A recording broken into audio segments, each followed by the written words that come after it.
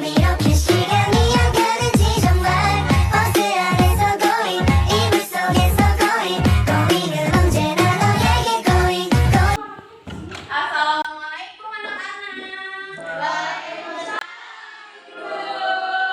Gimana kabarnya hari ini? Baik. Udah sarapan belum? Belum sarapan. Ibu nggak masak sih. Ini ada yang nggak masak. Orang semua. Ayo semua. Coba lihat dulu teman-temannya. Ini kan masuk deh. Masuk semua ya.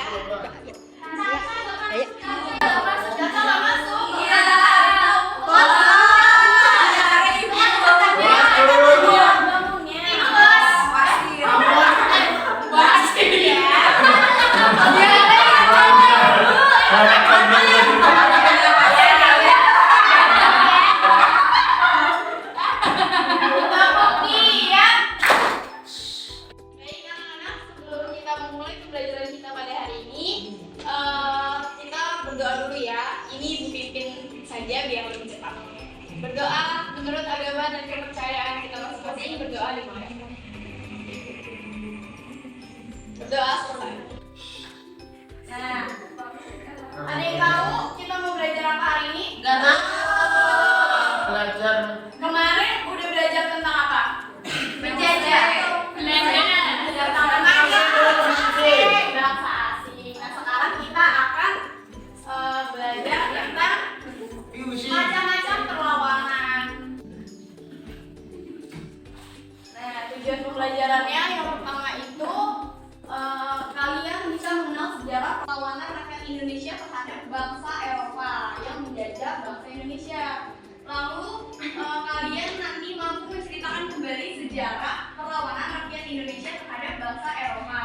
Lalu kalian bisa merefleksikan semangat juang para pahlawan.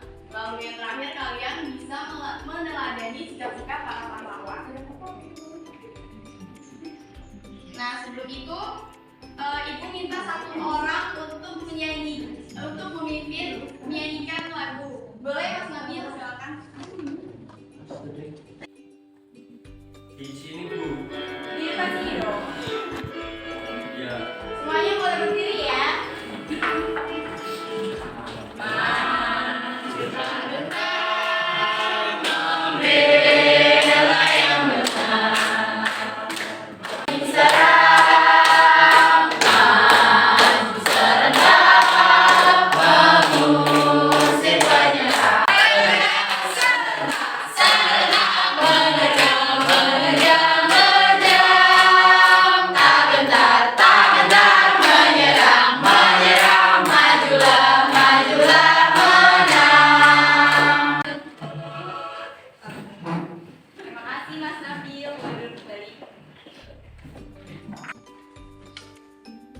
Nah, selanjutnya kalian ada yang tahu nggak bagaimana perjuangan para pahlawan dalam mengusir penjajah?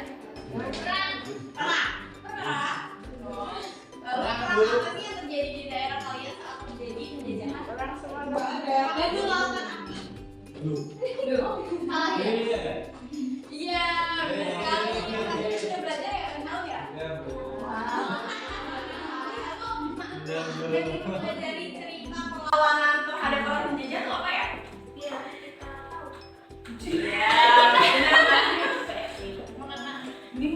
Mengenang para pahlawan Bu. Nah, jadi kemarin kan sudah mempelajari kedatangan bangsa Eropa.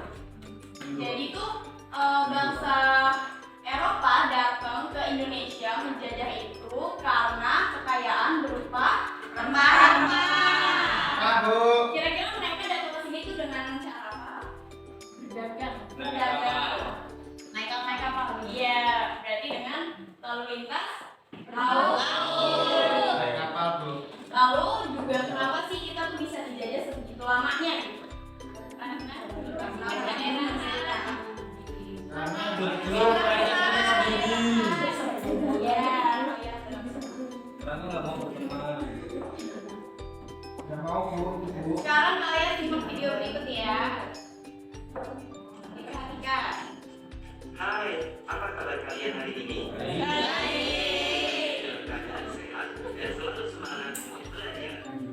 Pada kesempatan kali ini, kita akan mempelajari masih ada di Indonesia. Siapa itu, Bu? Akan menjadi warna bendera Kalian Indonesia. dulu ya Mas Rahmat. Selain peristiwa perobekan bendera, Nah, setelah kalian menonton video tadi, kalian sudah tahu ya bahwa ada 4 macam perang. Yang pertama itu perang Jawa yang dipimpin oleh Pangeran Diponegoro. Ada perang Padri yang dipimpin oleh siapa? Tuan Diponegoro. Lalu ada masa pergerakan nasional dan kedatangan penjajahan Jepang.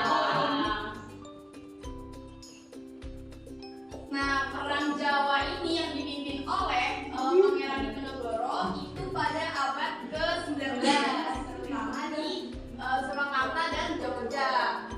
Karena ada campur tangan dari Belanda, maka membuat Pangeran Diponegoro itu marah dan murka. Jadinya Pangeran Diponegoro ini membuat perang dengan taktik gerilya, benar banget.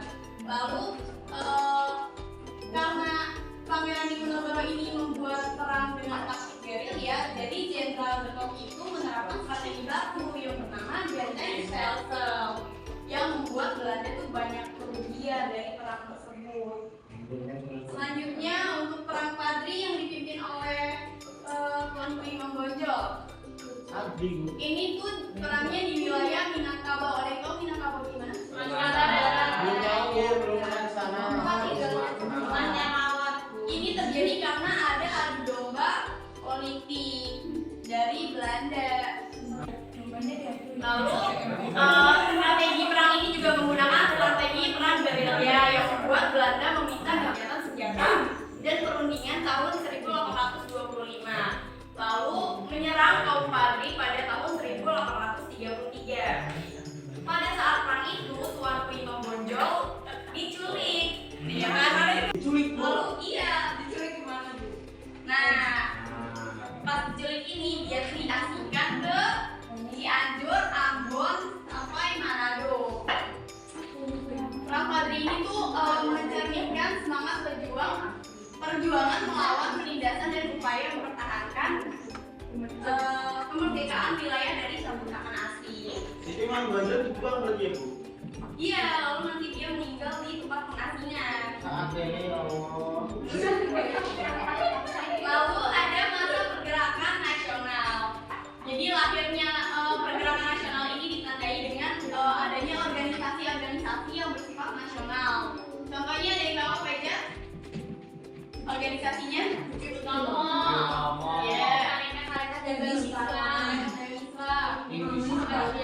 Ya, Nah, jadi pergerakan nasional ini yang kemudian menjadi cikal bakal terjadinya Sumpah Pemuda pada tanggal 28 Iya, benar. Lalu selanjutnya ada kedatangan penjajahan Jepang. Jadi pada tanggal 1 Maret 1942, lalu menguasai Batavia 4 hari kemudiannya. Lalu pada tanggal 8 Maret 1942, Angkatan Perang Sekutu menyerang tanpa syarat kepada Jepang. Nah, PPKI ini dibentuk yang terdiri dari wakil-wakil dari wilayah luar Jawa dan beberapa mantan anggota BPUPKI. Namun sebelum PPKI dapat melangsungkan sidang pertamanya, bom atom tuh meledak di lokasi. Gimana kesamaan? Gimana sudah belajar? Hal ini yang berdampak pada janji kemerdekaan untuk Indonesia. Lalu, sekarang mau membagikan LKPD di mana nanti kalian akan dibentuk 4 kelompok. Jadi kelompok pertama itu dari Mbak Putri sampai Mbak Talita. Kelompok kedua Mbak Heni sampai Mbak Sefi. Lalu kelompok 3 Mas Dika sampai Mas Rama. Kelompok 4 Mbak Nina sampai seterusnya. Oh iya, ada dijelaskan dulu ya. Ini LKPD-nya. Kan kalian tadi udah belajar tentang macam-macam perang. Nah, nanti kalian catat ini mana sih antara perang-perang tersebut. Nanti kalian kalau nggak tahu bisa tanya lagi ya.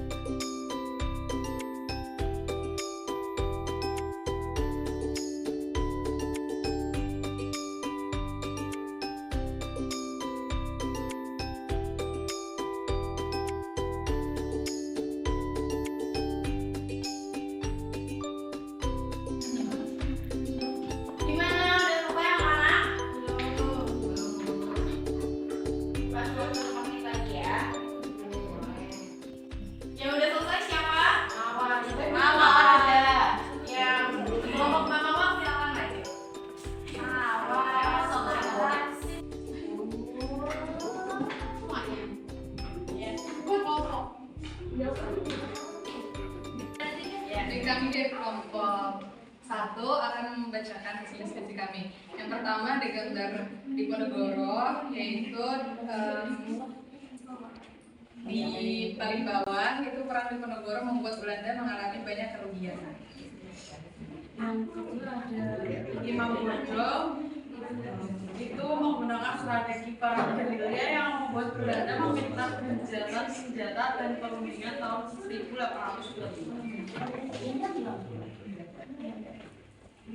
Lalu ada organisasi pergerakan ini mendedikasikan lokal untuk jadinya Sumpah Pemuda pada tanggal 28 Oktober yang dihasilkan dari Kongres Pemuda. Terus yang terakhir Jepang Dipersekutu pada tanggal 8 Maret tahun 1992 Angkatan Perang Sekutu menyerah tanpa syarat kepada Jepang. Nah, baik, benar semua ya. Anak-anak sejarah jawabannya sama. Beri applause dulu dong untuk kelompoknya.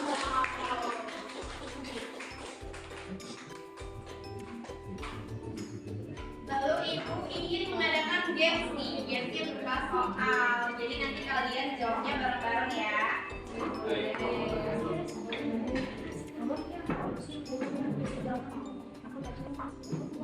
Perhatikan ya anak-anak.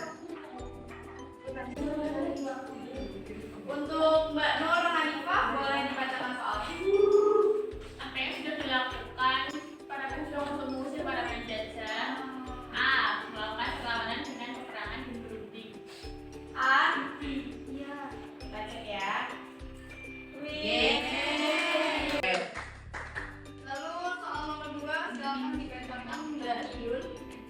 Sikap apa yang disampaikan telah terjadi dari pandangan Ponegoro bagi Imam Bonjol dan pahlawan nasional lainnya? A. Muda. Saya dari dia.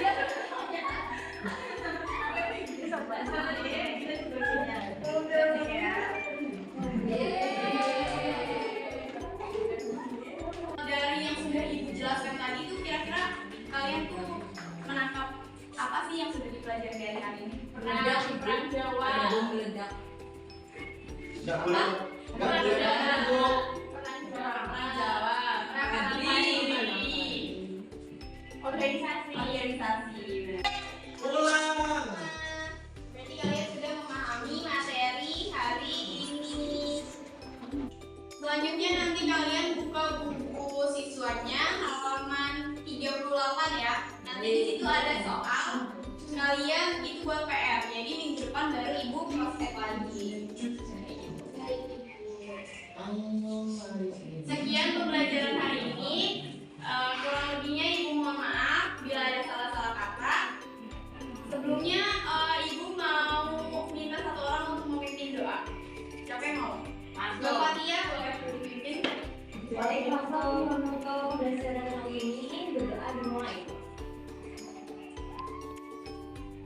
Berdoa. Baik, Ibu tutup ya.